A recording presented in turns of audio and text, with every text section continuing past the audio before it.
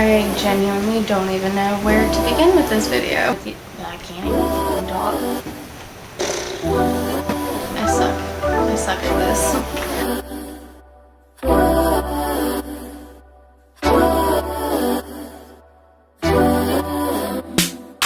I've been watching you for some time.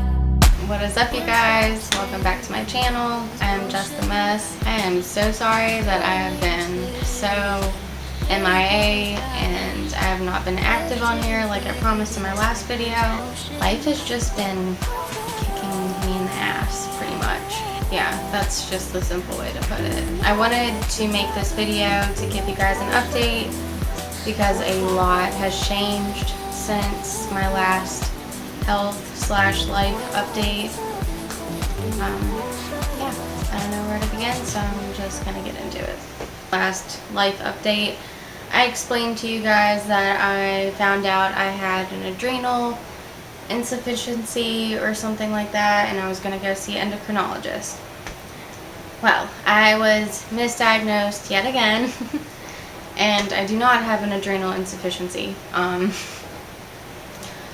But the vomiting, of course, has continued, like I mentioned in my last video, and if anything, it's gotten worse. I've been to the ER more times this, last month than I have in probably, 2 years, 3 years. And each time, it was just getting worse and worse and worse.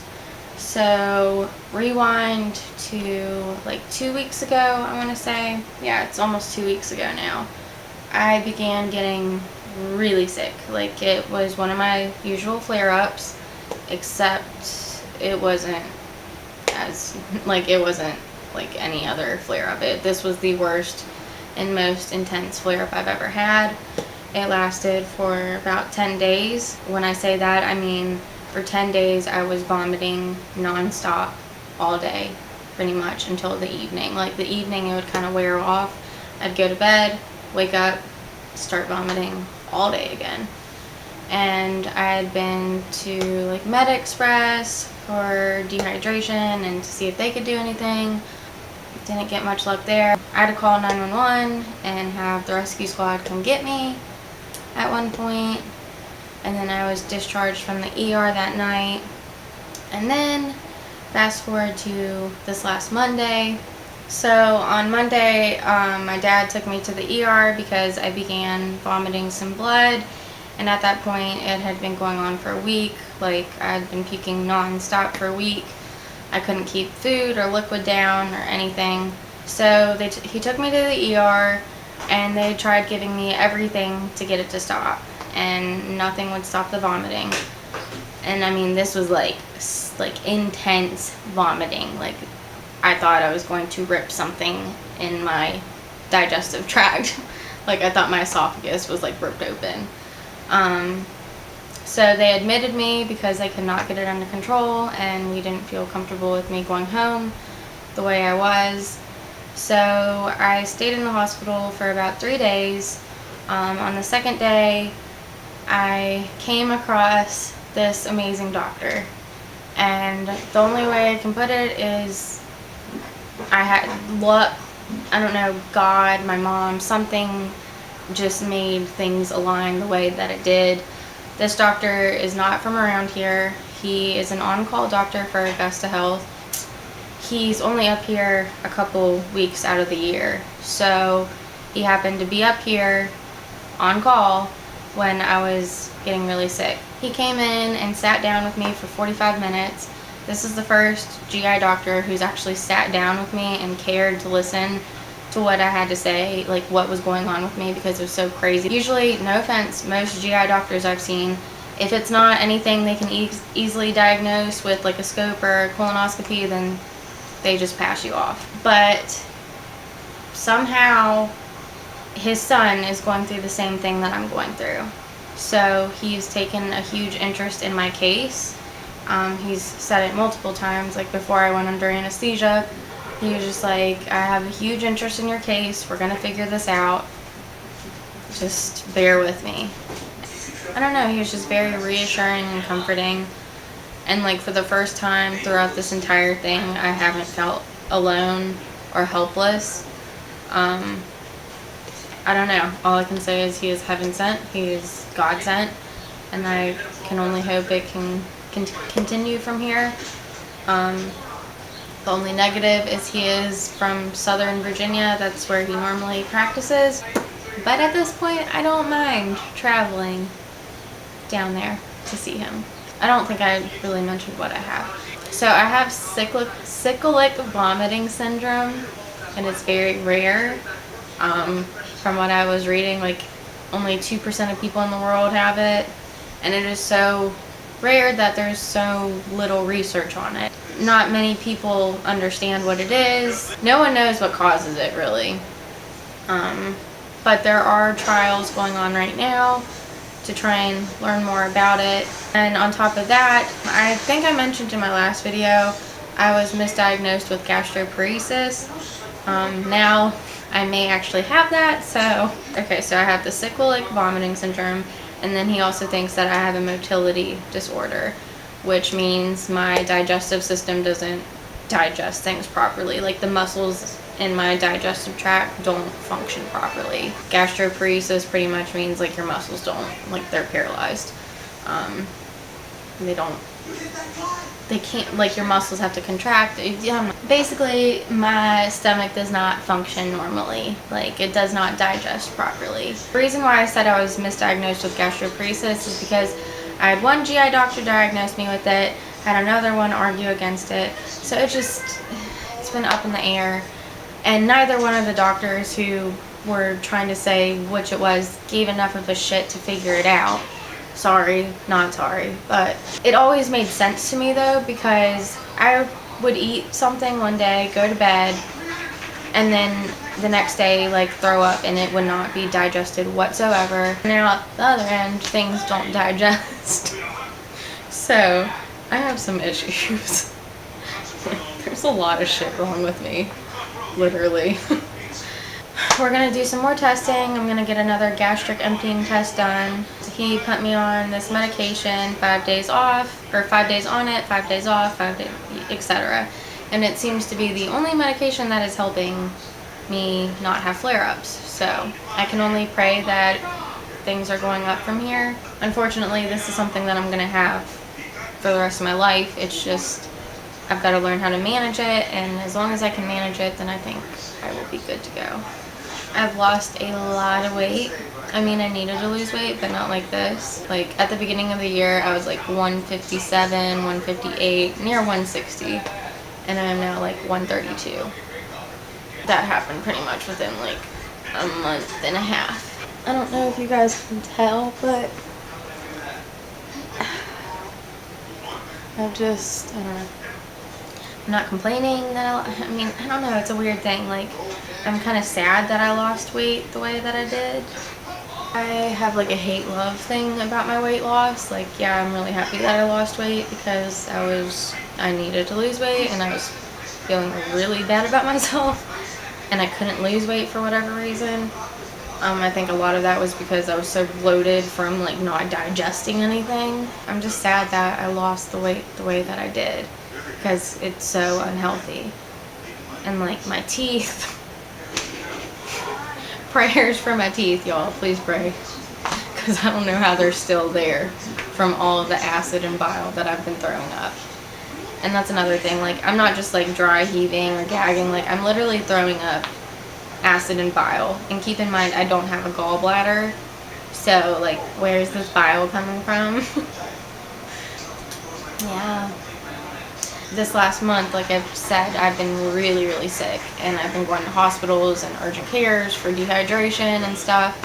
And like, it was almost a month ago now, I went to this like Med Express. It's not Med Express, but it's like an urgent care type of place. And they stuck me 7 times trying to get an IV. 7. Like 1, 2, 3, 4, 5, 6, 7. Yeah. And none of them worked. Like at one point, like the 6th one, I noticed that I had this huge mass forming. It was like the fluid wasn't going into my vein. So then they took it out, did another one, same thing was happening. Like my hand was like, or my arm was like this big. It was like a baseball-sized lump on my arm because the fluid wasn't going into my vein and just into my arm. I mean, I still got fluid somehow, but after that I was like, okay, thanks. I'm gonna go home now. Bye. I'm a human pincushion. I'm so self-conscious about it because I don't want people to be like, she got track marks or something. Like, trust me, it's from IVs. You don't have to move, girl.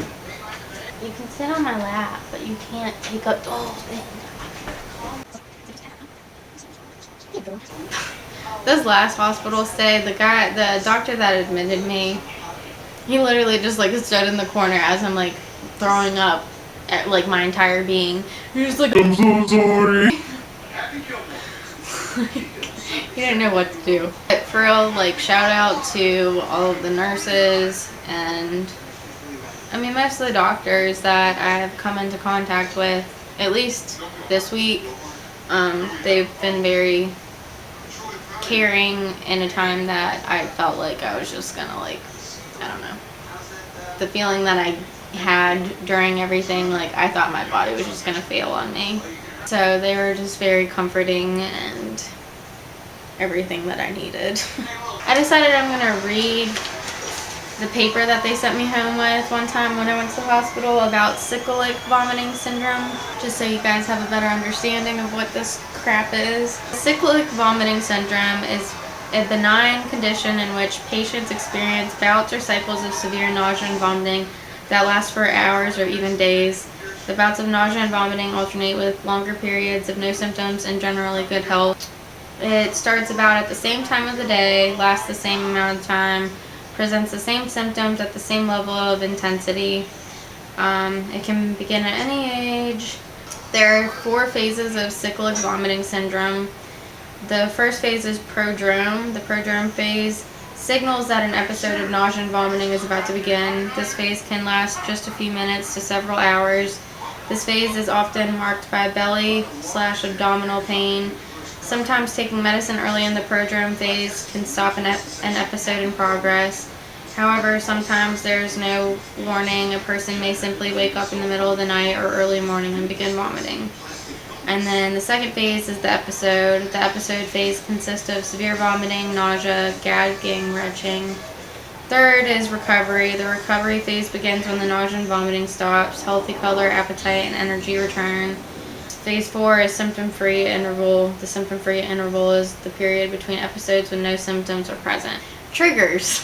So the triggers are infections, colds, allergies, sinus problems, and the flu. Eating certain foods such as chocolates or cheese.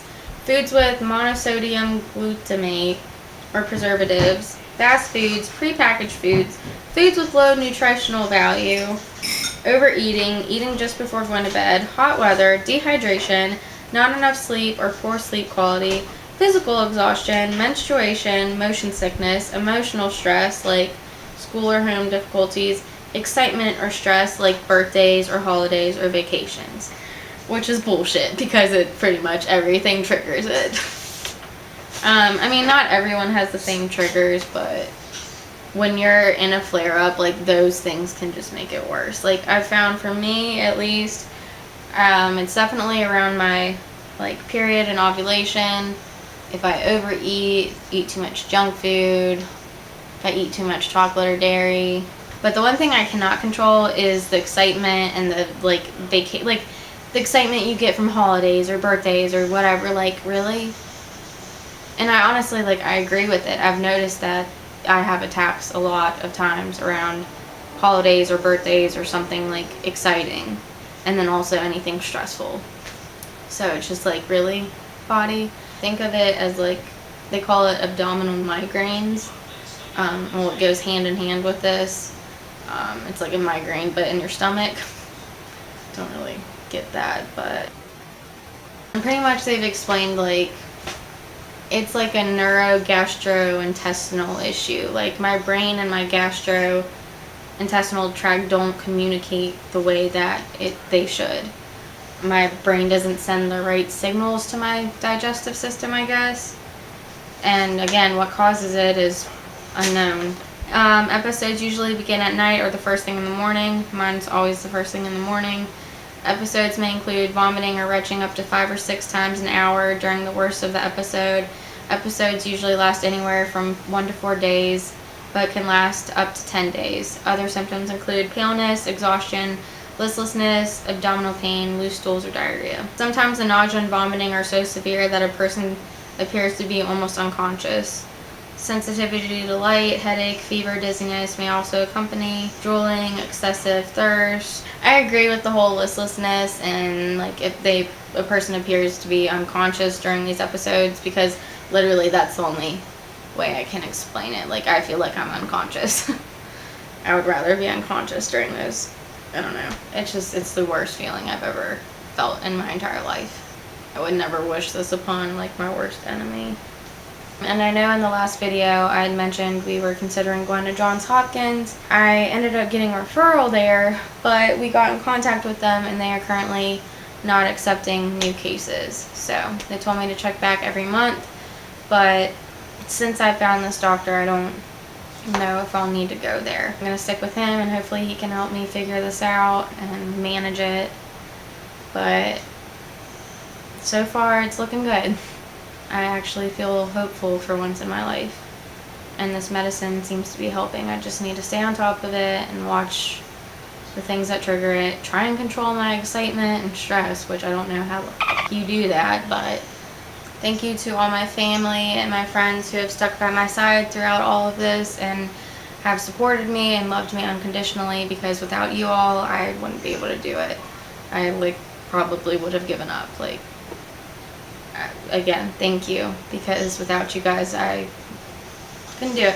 If you guys want to know more or have questions or want to talk to me about it, feel free to message me or comment down below.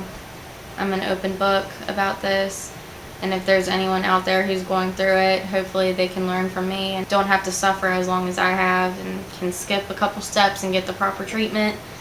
That's the one thing that I think I'm definitely going to do. I'm going to write a book about this, or about my life, because if I can help someone avoid what I've gone through, then that's great. If you liked this video, make sure you like, comment, and subscribe down below. Your support means so much to me. I have a bunch of videos coming. The next few videos that you guys are going to see me upload are going to be older, just because I recorded them like a month or 2 ago and I do want to put them out. So yeah, just bear with me, please. Thank you for being so patient and understanding thus far and supporting me, even though I've been a hot mess, especially on YouTube. I'm really trying to get the hang of it and figure out how to do all this while being sick. But anyways, I will see you guys in the next video. Thank you so much for watching. Bye guys.